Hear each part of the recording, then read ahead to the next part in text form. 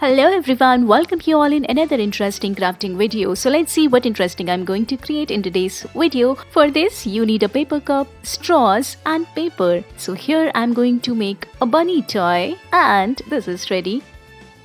Now let's proceed to the next craft in today's video. So here I'm going to create a mouse lamp like this.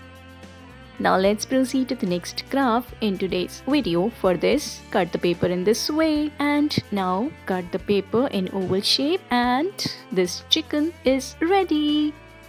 Now let's see what I'm going to create this time. So here I have cut the paper in flower shape. Now like this you can make different color flowers and then draw leaves on a paper and then paste the flowers. Now let's proceed to the next craft in today's video, which is a lion mask. For this, cut the paper in circle shape and this lion mask is done. Now let's see what I'm going to create this time. For this, fold the paper in conical shape, then take a paper, crumble it and take different color papers. Now make this beautiful flower bouquet. Now let's proceed to the next craft in this video. For this, take a paper and cut it in this way and now fold it to give it a form of a flower. Take another paper, roll it in the same way. Here I'm going to make this beautiful flowers.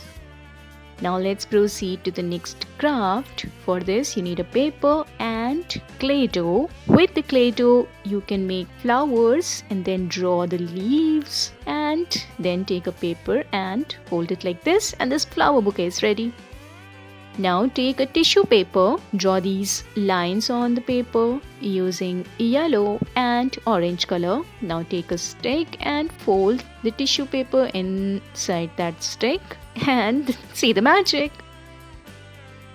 Now let's proceed to the next craft. For this you need paper strips like this. Now paste big ears of that bunny. So here I'm going to make bunny wall hanging. See how beautiful it is?